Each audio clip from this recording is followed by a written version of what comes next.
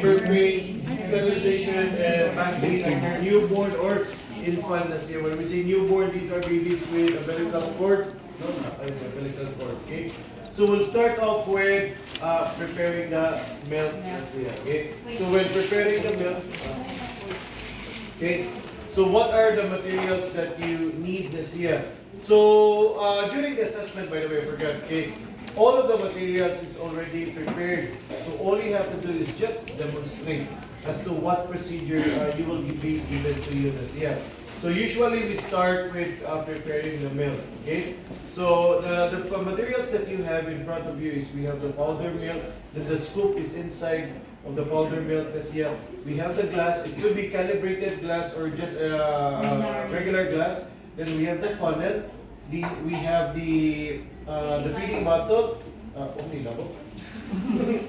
Okay. Then we have the sterilizer spoon as here, and we have the spatula as here, the knife spatula, the kitchen knife as here.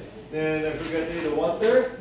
Okay, it should be distilled water. So you have to mention when preparing the materials, you should mention distilled water. Okay. So the first procedure is perform hand washing. So I'm going to perform hand washing. Next is prepare the necessary materials you need. You might want to talk what materials that you have in front of you. Okay. Third one is make sure the table and disinfect the surface. okay. So make sure that the table, the surface is clean and disinfect this. Yeah. Fourth one is follow the manufacturer's instructions or using the ratio that's here. Now for preparing the milk during the assessment, the assessor will just write down the ratio there. It's either 2:1, 2:1 or 3:1 that's here. Or the assessor will give you a scenario. Like what if you have a 3-month-old baby? Or what if you have a 4-week-old baby?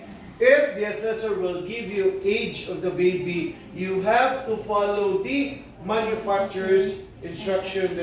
This is the instruction as to the age, how many servings per day, how many scoops you need, and how many ml of water that you need to prepare this here. That is for following the manufacturer's instruction. If they will give you a age that's here. Okay? But if the assessor just writes down the ratio, just follow the ratio that's here. When we say 2:1, 2 meaning 2 ounce and 1 scoop. When we say 3:1, 3 ounce and 1 scoop that's here. 1 ounce is equivalent to 30 ml. So when we say 2 ounce, that's 60 ml. When we say 3 ounce, that's already 90 ml that's here. Gets in you? Yes. Right. After preparing the milk, after identifying how much is the ratio, what's next? Make sure the amount of water you feel and make the glass. Make sure it's glass. Or by using the baby's milk bottle. Pour the water in the glass using the baby bottle for measurement. Alright, so during the assessment, there is no actual water that you will pour.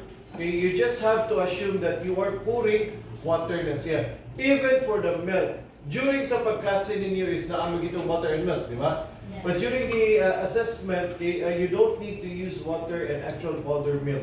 You just have to pretend that you are preparing a milk na siya. Okay? So all you have to do, you have to talk. I'm going to prepare, let's just say 2:1. That's 60 ml. So I'm going to pour 60 ml of water na siya. Okay? If you don't have a calibrated na glass, let's just say you have a regular glass na siya, where will you measure the 60 ml?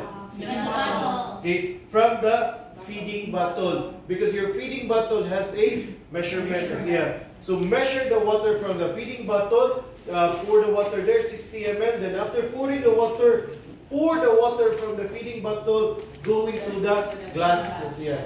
Gets in you? Alright, that is for if in case you don't have a calibrated glass. Now after pouring water, what's next? Fill a scoop of milk based on the manufacturer's instructions or 1 scoop for every milk. Okay, so or 2:1 as here. So you are going to get a powdered milk na siya, then use the spatula to level the milk na siya, then put it in the glass na siya. Okay?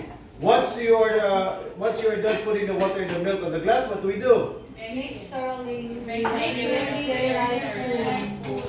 Okay, so mix thoroughly. You have to talk in front of your assessor. I'm going to mix thoroughly the milk, the powder milk, and the water na siya using the 8-figure method na siya. Now, what's the reason why we're using 8-figure method? Avoid more Okay, to avoid creating bubbles when you are preparing or mixing the milk na siya. Gets niyo? Okay. After the milk and the water is mixed, what do we do? With the use of funnel, transfer the milk solution from the glass to the feeding bottle. Okay, so with the use of the funnel, you are going to transfer the milk na siya. Okay, so usually we tilt this one para slow ano tayo hindi pa na niya. And this is also to prevent creating of bubbles na siya. So transfer the milk na siya. Then after that one, what do we do? Cover the feeding bottle. Okay, so we have to cover the feeding bottle. So after covering the feeding bottle, what do we do? Shake. Okay. So you can use pump roll or pump to pump method na siya. You can also use 8-figure method, char-char, you can even use circular method na siya. You can also use side to side in shaking na siya. Okay? Now before you give it to your baby, what do you do? Check the temperature. Okay? Inside of your milk. Sige, continue reading. Should be lukewarm, not hot. Okay, so the temperature should be lukewarm, not hot na siya. Okay, now if your milk is really hot na siya, you have to put it in the ref for a couple of minutes na siya para ma-cool down.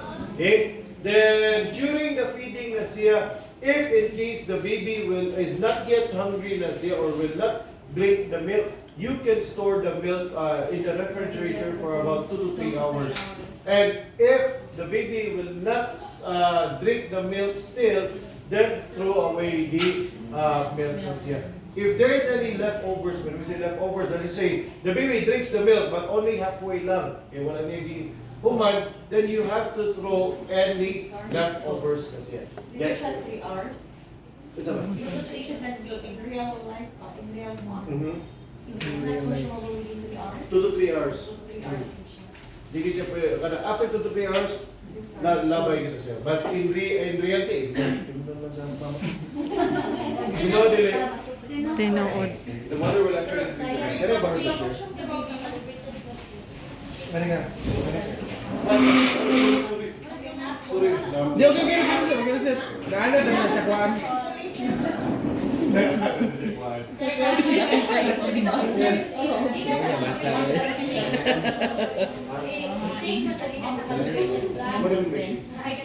Maximum using the closure box. Imagine ako yung sura ko. Inali na nakakawal yung sura. Separate na itong sa butler ang milk. Kaya Yes.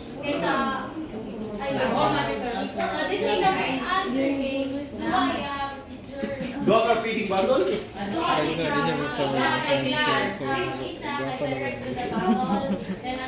Naliwat na sa kuya.